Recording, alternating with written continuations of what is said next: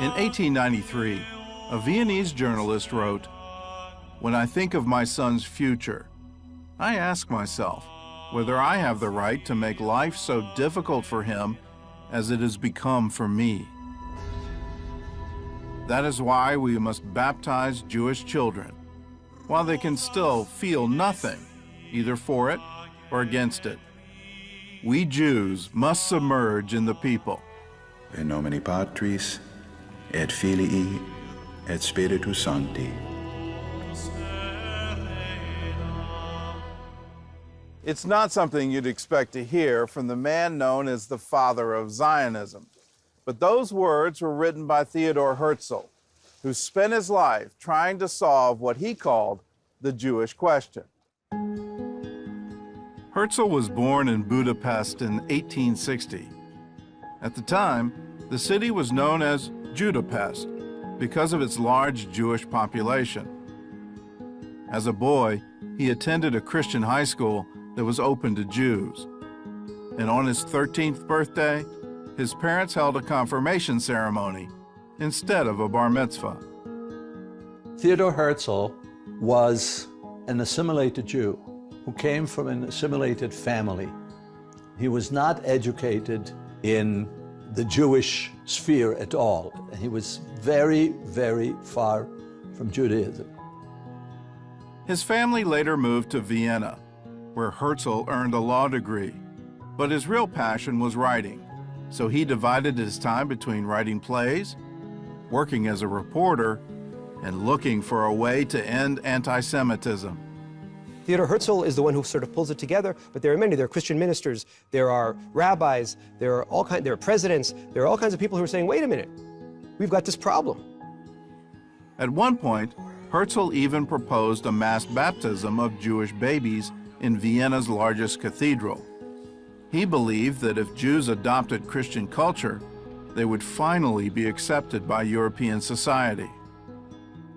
But Theodor Herzl was about to get an assignment that would change his mind.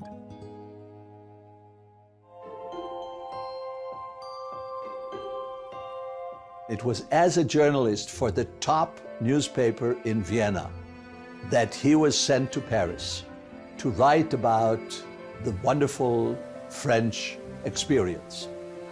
Herzl, who was a bon vivant, you know, and was living in Paris and enjoying himself and going to the theater 3 times a week, and all of a sudden, he saw the ugly face of anti-Semitism. Herzl was assigned to cover the famous Dreyfus affair, in which a French Jewish captain was falsely convicted of spying for the Germans. Herzl watched as Alfred Dreyfus was stripped of his medals and publicly degraded at the military school in Paris. Crowds filled the streets, shouting death to the Jews. People are inflamed, and they're shouting, not down with Dreyfus, not down with the individual, they shout down with the Jews. And Theodor Herzl has his aha moment. Herzl realized that the only solution to anti-Semitism was for the Jews to have their own state. Wonderful idea. How do you go about doing it? This is where the writer of plays came in, you know. He was going to set the stage. Herzl shut himself in his apartment and wrote his ideas down for 5 straight days. When a friend of his visited, he was alarmed by Herzl's disheveled appearance and wild ideas. He suggested they get some fresh air. And as they walked, he told Herzl to get some medical help before someone hauled him off to a madhouse. Herzl paid no attention, and the following year, he published his most famous work, The Jewish State. Theodor Herzl, in his book, The Jewish State, dreams. And he talks about this new nation state being a beacon to humanity. He talks about it being a model democracy. Not everyone was thrilled with Herzl's ideas. Religious Jews thought it was blasphemy to reestablish the nation of Israel without the Messiah. Nevertheless, Herzl worked tirelessly to realize his vision. He even tried to buy the land of Palestine. He tried to create a situation where he will be introduced to the Sultan of Turkey, and he will buy the land of Israel from him. Boy, that's going to cost a lot of money. How is he going to pay for it? Well, he had the dream. He had an idea. He says, I'm going to take half of the riches of all the rich Jews. Well, of course, there was absolutely no chance that any of these people would do that. They did not want to see Zionism succeed, in fact. But he was convinced that that's the way to do it. In 1897, Herzl gathered Jewish delegates from around the world for the first World Zionist Congress. For this historic meeting, he chose the city of Basel in Switzerland. By the way, do you know why it was in Basel? It was supposed to be in Munich. And in Munich, there were Jews who called themselves Germans of the faith of Moses. And they said to him, we don't want this Jewish riffraff from all over the world coming to Munich.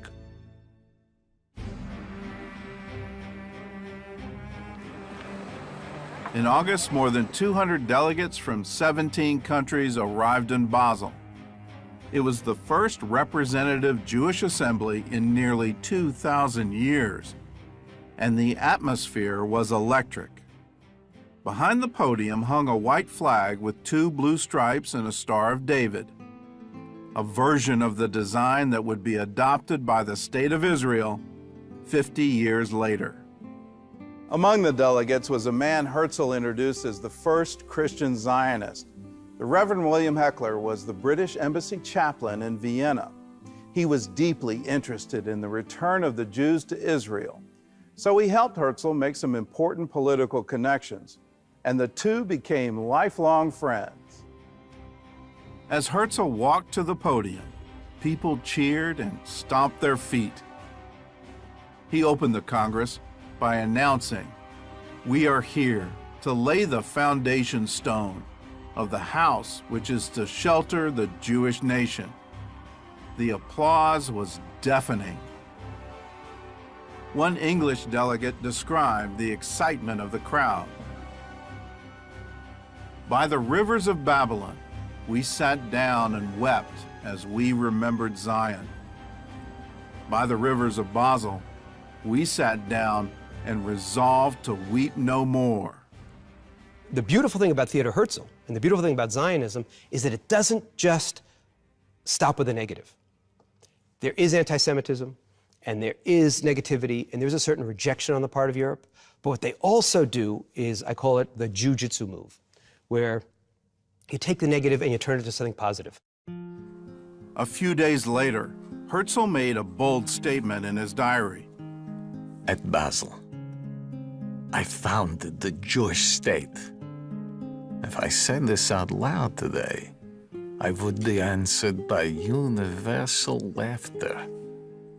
Perhaps in 5 years, and certainly in 50, everyone will know it. Herzl's statement turned out to be prophetic. 50 years later, the United Nations approved a plan to divide Palestine into Jewish and Arab states. And 9 months later, the State of Israel was born. After the Congress, Herzl, who had never been religious, started observing some Jewish traditions. That winter, instead of having a Christmas tree, the Herzl family celebrated their first Hanukkah.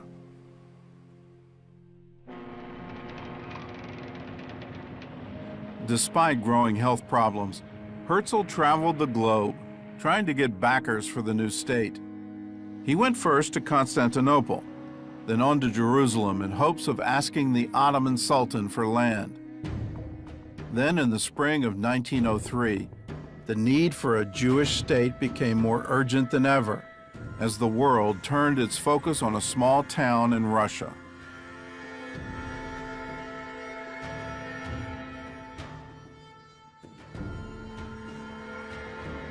On Easter Sunday, a group of Russian Orthodox men entered the Jewish quarter of the village of Kishinev.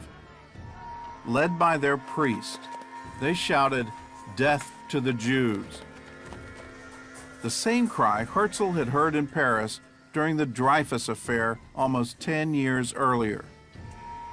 Eyewitnesses described the bloody massacre that followed. Wives, along with their husbands, were shot down.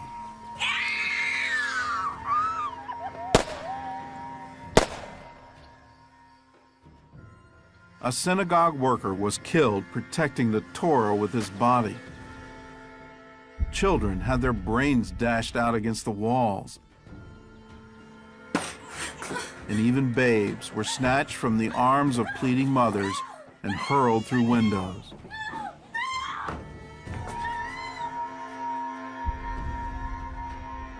At sunset, the streets were piled with corpses.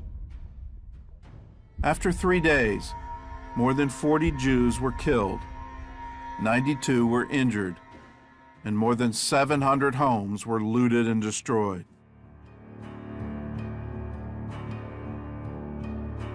Four months later, the Jewish Congress convened under the shadow of the massacre, but that was just the beginning.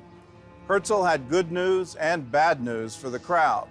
The good news was that Great Britain wanted to help the Jewish people. The bad news was how they wanted to help. After the Kishinev pogrom, Herzl had an emergency meeting with British politicians. He asked them for land in Cyprus or the Sinai Peninsula, both of which were under British control. The plan was to rescue the Jews from Russia and still be close to Palestine. The British refused and offered them land in British East Africa, now Uganda. With no other choice, Herzl accepted the offer, and the British drew up a plan for a colony they called New Palestine. In 1903, Herzl presented the idea to the Zionist Congress with disastrous results.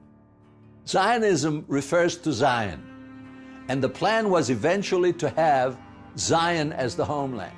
Nobody was giving this up. But for now, we're going to get ourselves a place to hide. It was the delegates from Russia, whom Herzl was trying to protect, who took the news the hardest. They stormed out of the concert hall in protest. Among them was a young man who would become the first president of the new state of Israel, Chaim Weizmann.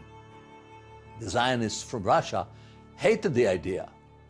So they basically mounted a revolution against him and broke his heart, and he had been dealt such a tremendous shock that everybody doesn't take his word for the gospel truth.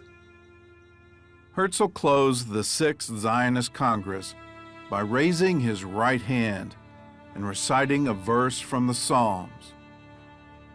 "If I forget thee, O Jerusalem, may my right hand forget its skill."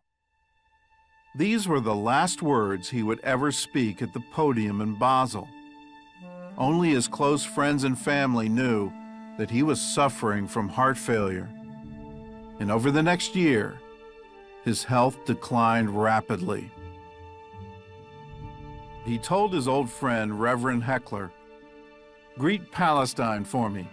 I gave my heart's blood for my people." He died the next day. And at his funeral in Vienna, more than 6,000 people gathered to honor the man they had called King of the Jews. In 1949, the new government of Israel honored Herzl's dying request. They brought his remains from Vienna and reburied them here, on a hill overlooking Jerusalem. During his lifetime, Herzl was called everything from a hero to a dreamer to a heretic. But his influence on the Jewish people is undeniable. In the last decade of his life, he gave them something they hadn't had in nearly 2,000 years, the hope of going home.